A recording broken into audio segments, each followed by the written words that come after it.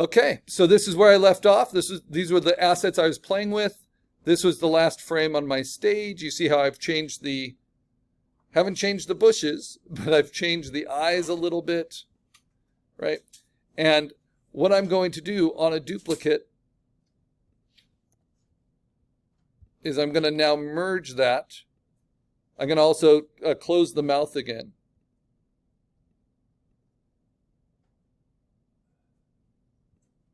So you see that's a little different. Yeah, let's do it like that. And how do I merge them? Well, I select both of them, and then I say layer merge. This is with duplicates making a new asset. So there we go. And now I'm going to puppet warp this guy. And my goal is to make the tail come up. Whoops, need more than one anchor point. So he's planted his feet, but I want to make the tail come up, right? And I want to make the head come up, like he's roaring, and his back come down. So he's arching his back, right? Maybe his paw leans forward a little bit. Maybe his chest rumbles a little bit. So like that. So from this to this, that's the big roar, right? Now what's going to be fun is I'm going to take all these lightning effects and I'm going to move them to behind my character, right? And see how they can affect what it looks like back there, right? That's looking good. So from that to that, and I'm going to move, I don't think I've moved the bushes.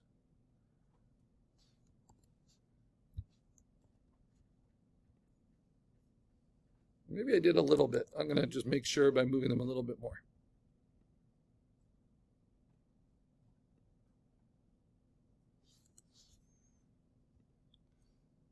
So that's the big roar, right?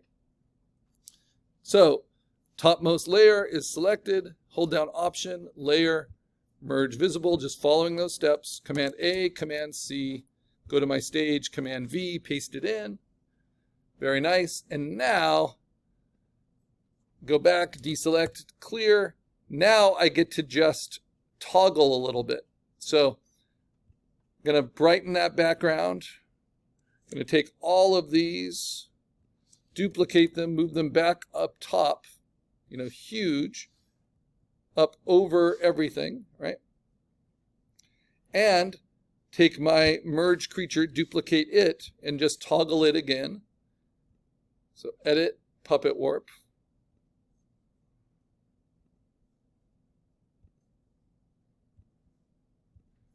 And I'm going to move the tail back down and the head back down and the back up.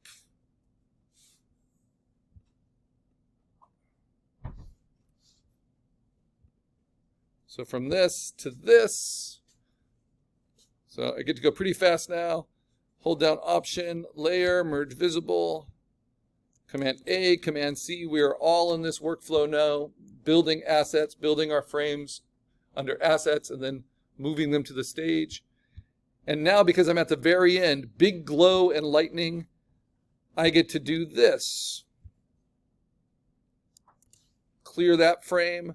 I get to just build it entirely. So I'm going to go to this layer, duplicate it, move it all the way up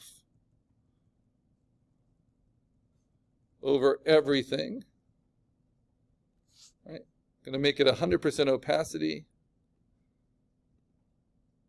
Try different blending modes.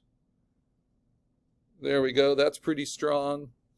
And then I'm going to double click it and do a color overlay that's not black, it's white.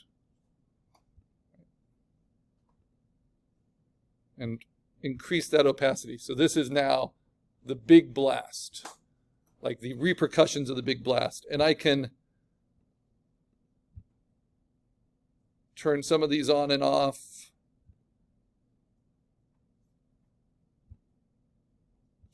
And then I don't even need to create a new creature. I can just toggle it to an older one.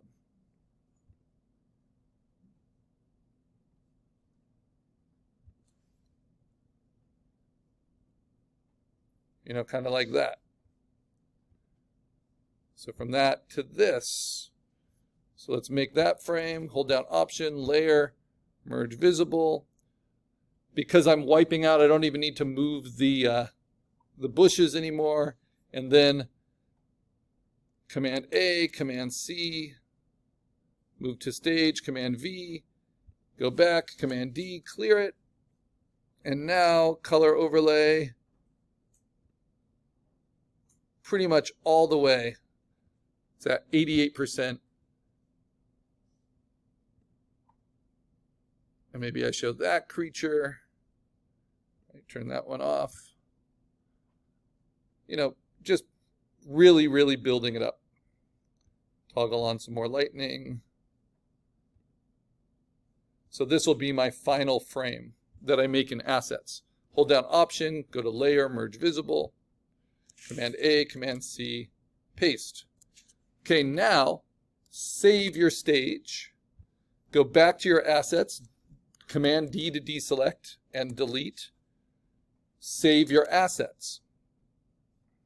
Because this is what made all of these frames. Now it's time to run my animation.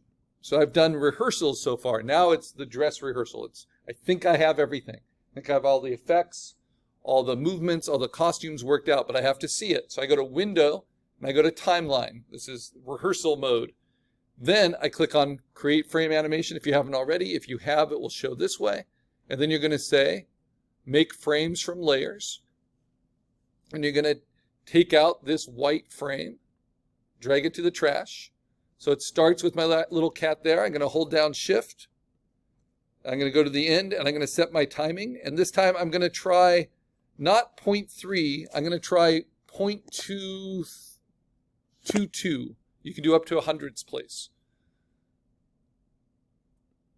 So we'll run a little bit faster. Yeah. So I like it. It just doesn't stay quite long enough on my creature roaring, right? That's my opinion. So what can I do about that? I could just repeat these frames over and over, right? So the way I would do that is select these three in the timeline and then duplicate them with that little new layer one. And we'll just paste them after.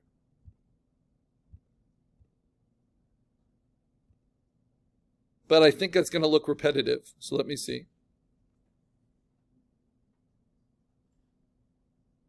Yeah, you see how it's kind of like it glitches. So how can I mess with that? Well, instead of it going from this back to that all of a sudden, I can just move it around. So it goes this, this, this, this, this, this, right? This. Let's see how that looks. And I don't want to mess the timing too much up. I want to keep the timing pretty even for the lightning strikes and for the air moving and the bushes moving. But that gives us the battle cat a little bit longer. What do you guys think? Will that work? Does it showcase a transformation? So what I will do is I can set the individual timing. So when it roars, I'm going to stay on that moment a little bit longer. So for this, I'm going to make it 0.3 seconds. And for this one, I'm going to make this 0.3 seconds, just a tiny bit longer. And on this one, I'm going to do something a little different. So it doesn't look exactly like this frame. I am going to add another frame on top of it or underneath it. So I'm going to fade it out a little bit. You're controlling the eyeballs. And I'm going to turn this frame on behind it, right? So you see how it just looks a little different.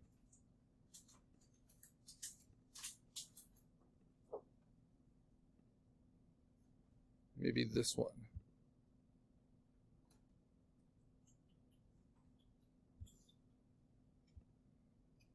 Yeah, and I'll make that 0.3. I could even play with blending modes if I wanted.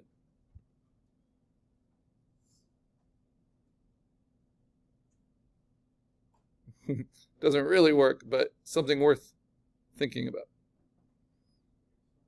You know, it could be something as crazy as that.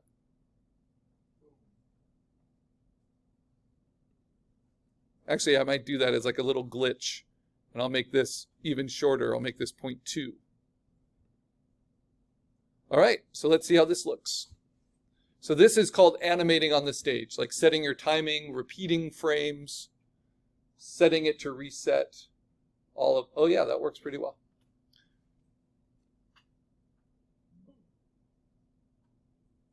Now, it's a little bit anticlimactic at the end because it jumps immediately from that to the first frame.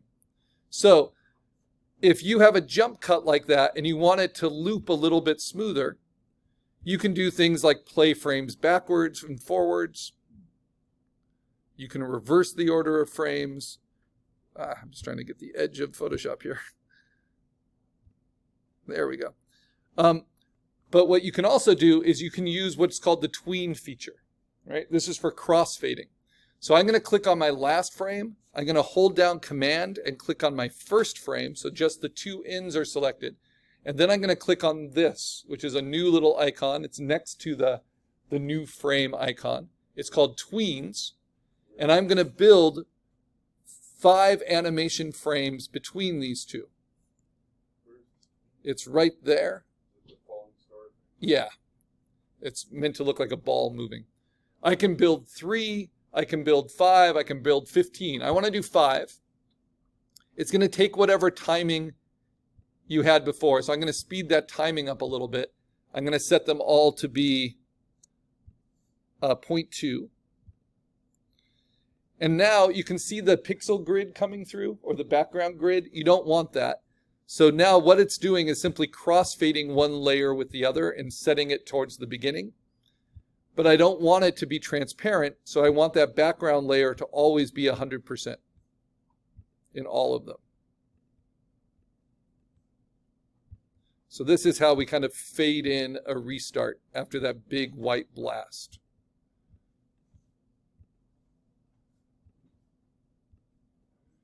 And just the last thing, I can make a new layer here, and you can also program not just the eyeball, but the layer styles. So if I wanted to, I could double click here just on this frame and do a color overlay of solid white.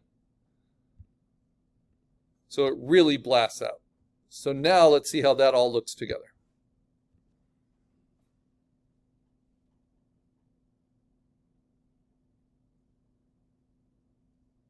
Yeah, so now it kind of resets a little bit nicer. All right, so I think I'm done with the animating part. So I'm going to hit Command S. I'm going to save it with the timeline because this is showing me how I animate. Now I go to File, Export. And Summer, this is going to be for you too, even though you're doing a video timeline, right? Because you want to export it as a GIF, as a format that will play on web browsers.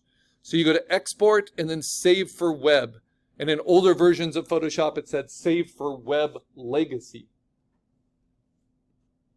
And the thing is, GIF is an old format. I think the first GIFs were in the 1950s. But it's the one we use to really, really reduce size so that you can put an animation script on it. So this will take whatever beautiful animation you created and reduce it to 256 pixels. Those are the only colors you're allowed, 256. You can try different blending methods, but these are what I like. I like selective. I like bicubic smoother. And then you can play it through and see. It's going to play just slightly faster as a GIF than it does